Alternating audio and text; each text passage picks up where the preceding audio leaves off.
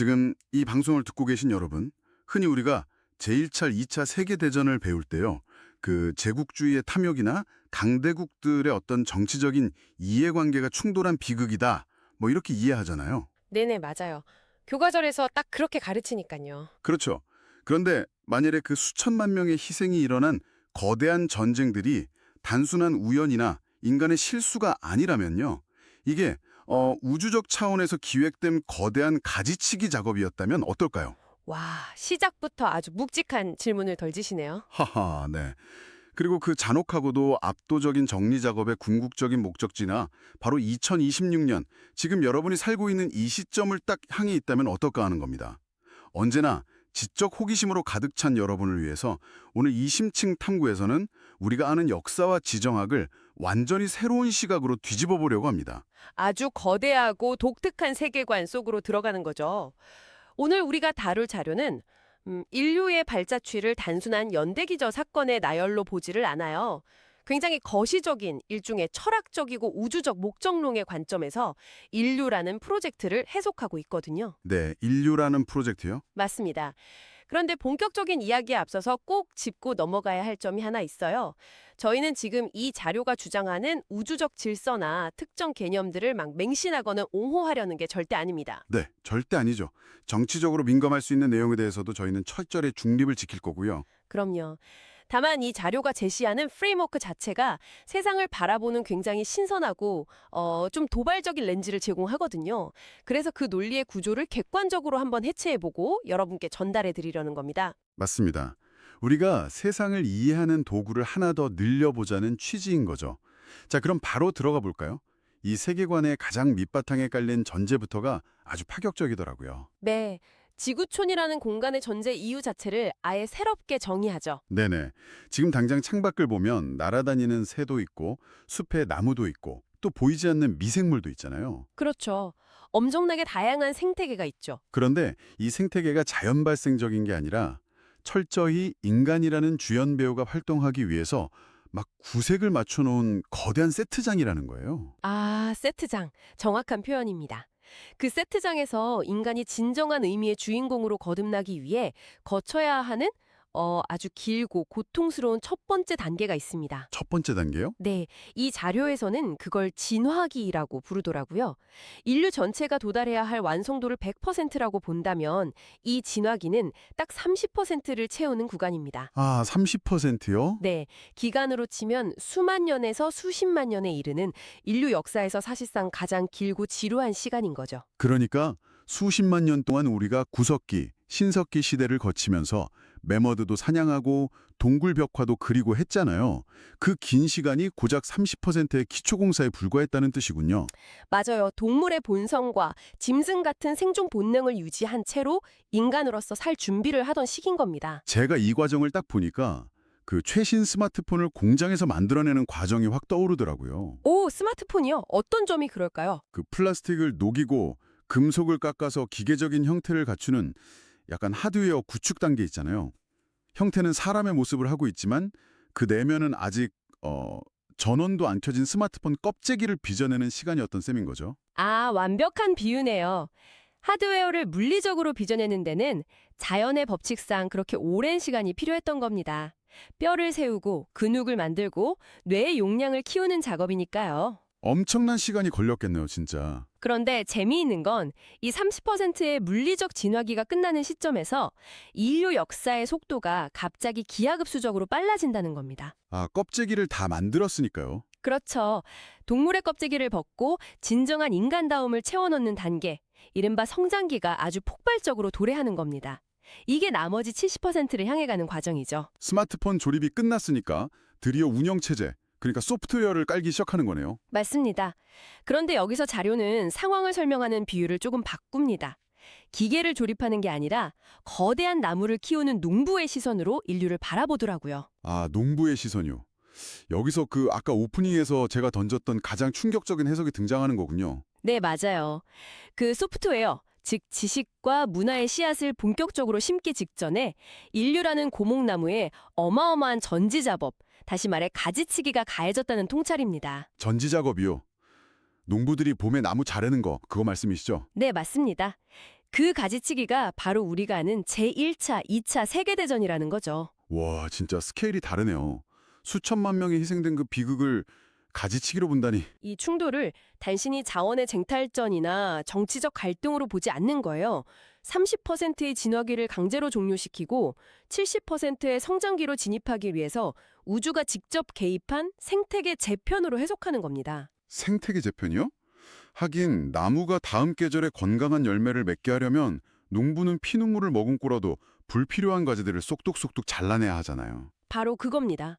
인류 전체의 다음 단계 도약을 위한 냉혹한 우주적 설계로 바라본다는 점에서 이 프레임워크가 얼마나 거시적이고 또 서늘한 관점을 유지하는지 알 수 있죠. 세상을 불바다로 만든 전쟁이 사실은 진화의 잔재를 털어내고 성장기에 씨앗을 뿌리기 위한 판갈이었다. 정말 압도적인 시각입니다. 그리고 그 전지 작업이 딱 끝난 후에 인류의 지정학적 구조가 완전히 새롭게 세팅됩니다. 어떻게 세팅되나요? 살아남은 인류 약 30억 명을 거대한 한 그루의 나무로 배치를 해요.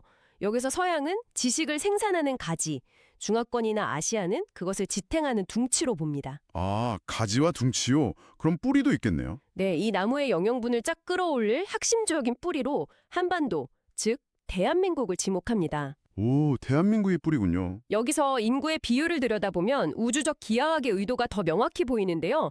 전지 작업 이후 남겨진 전 세계 인구가 30억 명이었잖아요. 네, 30억 명이죠. 그런데 이 나무에 뿌린 한반도에 남겨진 인구는 정확히 3천만 명이었습니다.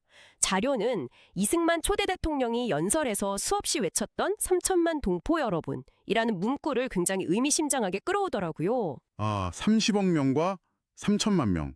계산해보면 전 세계 인구의 정확히 1%를 뿌리에 남겨둔 거네요. 맞습니다. 수학적으로 보면 한 명이 100명을 책임져야 하는 구조인 거죠. 와, 일당 100의 비율이네요.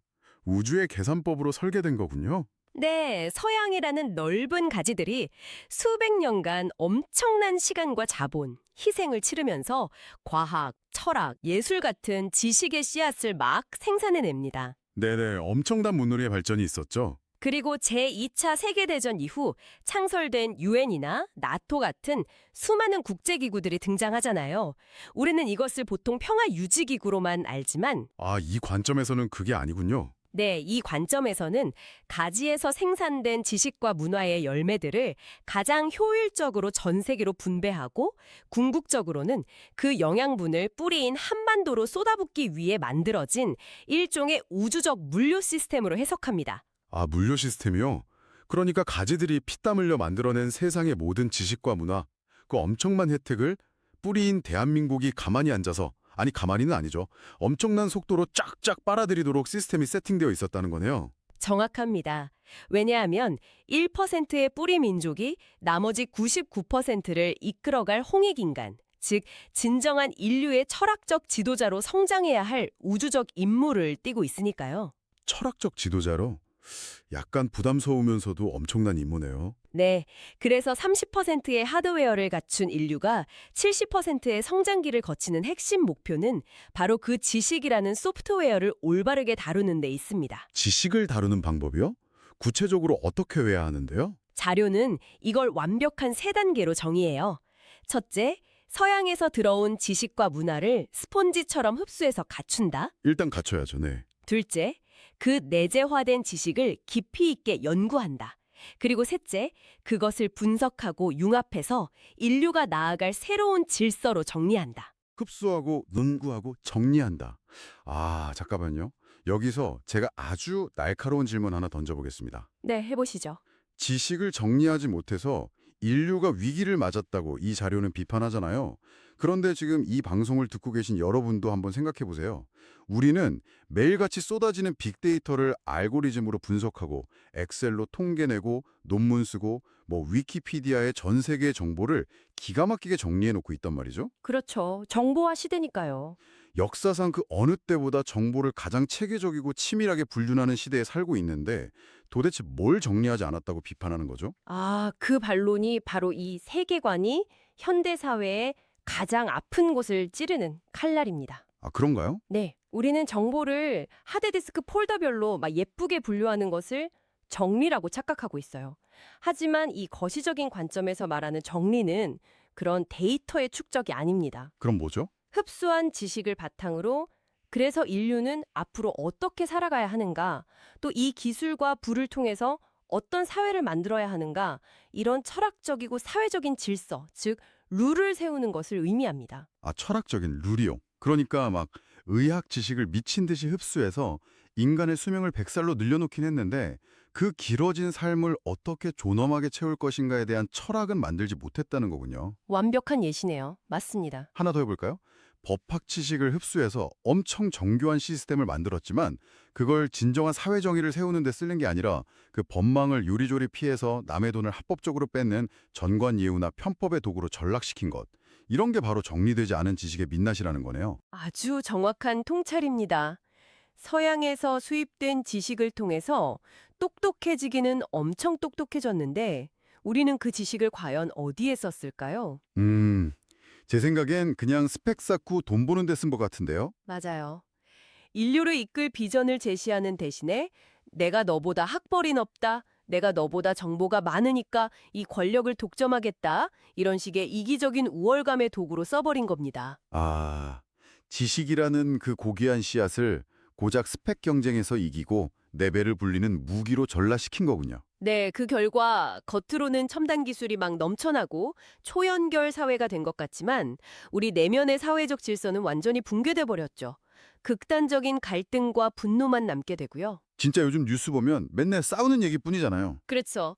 그래서 자료는 특히 압축 성잠을 통해서 세계의 지식을 가장 탐욕스럽게 흡수했던 대한민국이 이 치명적인 소프트웨어 위기를 보여주는 가장 적나라한 샘플이라고 지적합니다. 똑똑한 바보들의 사회가 되어버렸다는 거네요.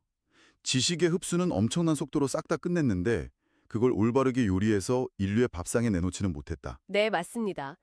그렇게 이기심으로 똘똘 뭉친 채 꾸역꾸역 덩치만 키워온 70%의 성장기는 그럼 결국 어떻게 끝을 맺게 됩니까? 그 끝이 바로 2012년 12월 21일입니다. 네, 2012년 12월 21일이요? 네, 자료에서는 이 시점을 인간이 지구상에서 70% 완성을 이룬 날이자 이전까지의 패러다임이었던 선천시대가 종말을 구한 시점으로 정의합니다. 2012년 12월 21일이면 그때 막 마야 달력 어쩌고 하면서 세상이 멸망한다고 엄청 소문이 돌았던 날이잖아요. 맞아요. 그 날짜죠. 그런데 자료에서 말하는 선천시대라는 게 정확히 무슨 뜻인가요? 단순히 먼저 온 과거의 시대 뭐 이런 뜻은 아닐 테고요. 여기서 말하는 선천시대란 우주의 에너지가 오직 양적 성장에만 집중된 시기를 뜻합니다. 양적 성장이요. 네, 계절로 치면 봄과 여름이죠. 나무가 꽃을 피우고 잎을 내면서 무작정 덩치를 키우는데 집중하는 시기입니다. 즉, 인류가 무한 경쟁을 통해 지시를 생산하고 흡수하던 폭발적 팽창의 계절이 끝났다는 선언이에요. 아, 팽창이 끝났다. 그럼 여름이 끝났으니까 이제 무엇이 와야 할까요? 가을이 와야죠. 빙고! 가을입니다. 열매를 맺고 수확하고 또 옥석을 가려내는 시간이 온 거죠. 아, 잠깐만요.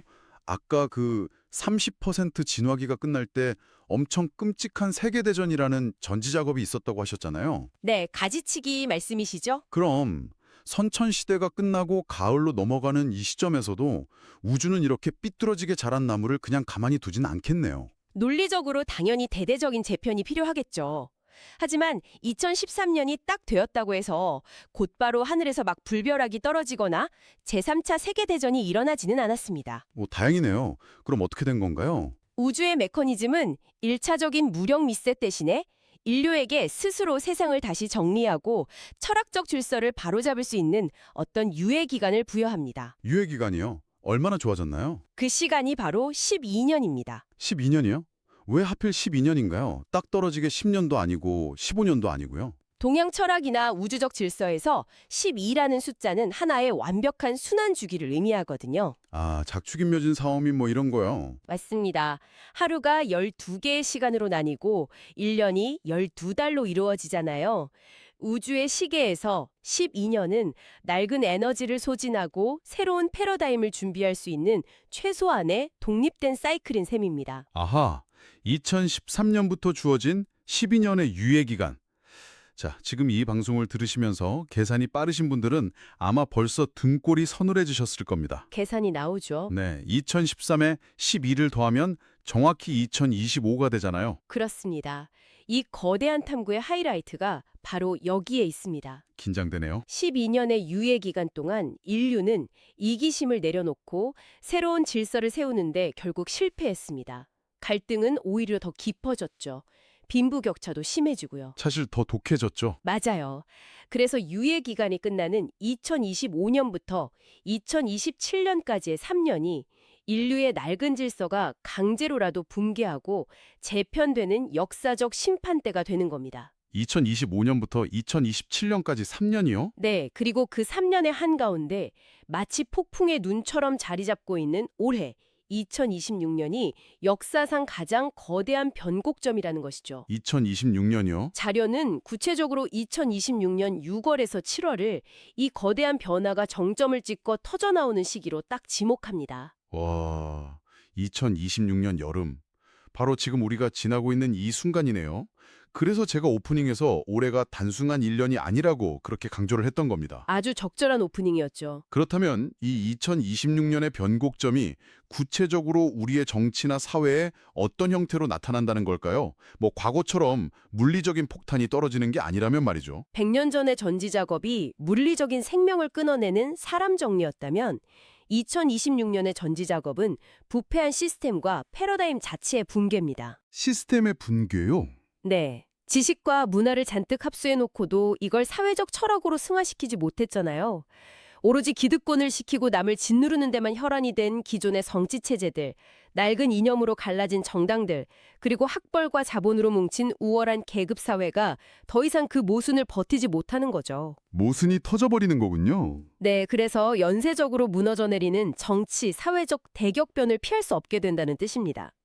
보수든 진보든 특정 진영의 문제가 아니라 그 판 자체가 엎어진다는 의미로 해석할 수 있습니다. 아, 단순히 이번 선거에서 뭐 보수가 이기느냐, 진보가 이기느냐 이런 표면적인 문제가 아니군요. 전혀 아니죠. 그들이 지식을 무기 삼아서 권력을 다투던 그 게임의 룰 자체가 통째로 박살나는 시기라는 거네요. 정확합니다. 약간 내가 너보다 아는 게 많으니까 넌 나를 따라야 해. 이런 오만한 계급적 지배가 더 이상 먹히지 않는 거군요. 맞아요.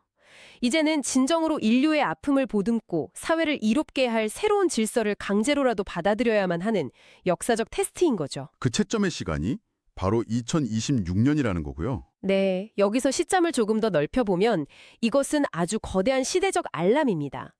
오직 똑똑함만으로 남을 지배하고 경쟁하던 지식 독점 시대의 유효기간이 완전히 끝났음을 우주가 선언하는 것이죠. 지식 독점 시대의 끝이라. 그리고 이 거대한 시스템의 리셋은 단순히 저기 여의도의 정치판이나 월스트리트의 경제 구조만 흔드는 게 절대 아닙니다. 맞습니다. 오늘 이 거대한 우주적 세계관을 쫙 따라오면서 제 머릿속에 가장 강렬하게 남은 깨달음은요. 이게 결코 남의 이야기가 아니라는 거예요. 맞아요. 우리 모두의 이야기죠. 지금 이 방송을 듣고 계신 여러분, 오늘 우리가 함께 해체해본 이 프레임워크를 여러분의 일상에 한번 싹 대입해 보시죠. 네, 한번 생각해 보시면 좋겠습니다. 인류는 동물의 본능으로 하드웨어를 구축하던 30%의 진화기를 지나왔습니다. 그리고 수천만 명의 피를 흘린 가지치기를 대가로 대한민국이라는 뿌리를 중심으로 전 세계의 지식과 문화를 무섭게 흡수하는 70%의 성장기를 거쳤죠. 엄청난 혜택을 받은 거죠.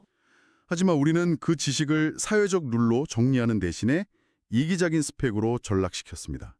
자, 여러분의 일상은 어떻습니까?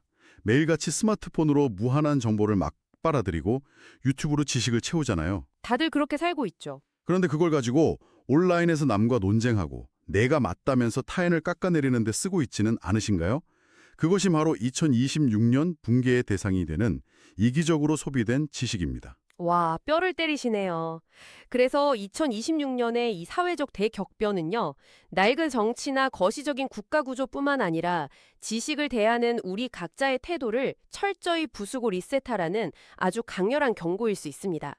개인의 삶도 리셋해야 한다는 거군요. 네, 외부의 정보를 그냥 흡수하는 걸 넘어서 나만의 철학과 사유로 세상에 보탬이 되는 가치로 정리해내지 못한다면요. 못한다면요? 개인 역시 이 거대한 가을의 전지 작업에서 도태될 수 있다는 그런 철학적 질문을 던지는 것이죠. 첫 시작에서 말씀드렸던 스마트폰 비율을 다시 한번 떠올려 봅니다. 30%의 하드웨어가 껍데기를 만들었고 70%의 지식이라는 소프트웨어가 깔렸습니다. 네, 다 깔렸죠. 하지만 그 소프트웨어는 바이러스와 버그로 가득 찼고 결국 2026년 여름을 기점으로 우주는 이 시스템을 강제로 포맷하고 재부팅하는 중이라는 거네요. 아주 완벽한 요약입니다. 그렇다면 마지막으로 지적 모험을 즐기시는 우리 여러분께 하나의 질문을 남기고 싶습니다. 이 거대한 재편의 시기, 2026년의 폭풍이 지나가고 살아남은 인류가 도달해야 할 남은 30%, 즉 진정한 완성기의 모습은 과연 어떨까요? 다음 시대를 상상해 보는 거군요. 네, 오죽 똑똑함과 데이터의 양으로 경쟁하면서 남을 짓누르던 그 시대의 룰이 무너진다면 그 포맷된 혈상에서 살아남을 다음 시대의 가장 강력한 무기는 과연 무엇이 될까요? 오늘 여러분이 이 탐구를 통해 흡수한 지식을 그냥 덮어두지 마시고요. 꼭 스스로 정리해 보셔야 합니다. 네, 꼭 여러분만의 철학과 통찰로 온전히 정리해 보시기를 바랍니다. 지금까지 심층탐구 시간이었습니다. 세상에 숨겨진 패턴을 읽어내는 여러분의 항해가 언제나 깨어있기를 바랍니다. 함께해 주셔서 감사합니다.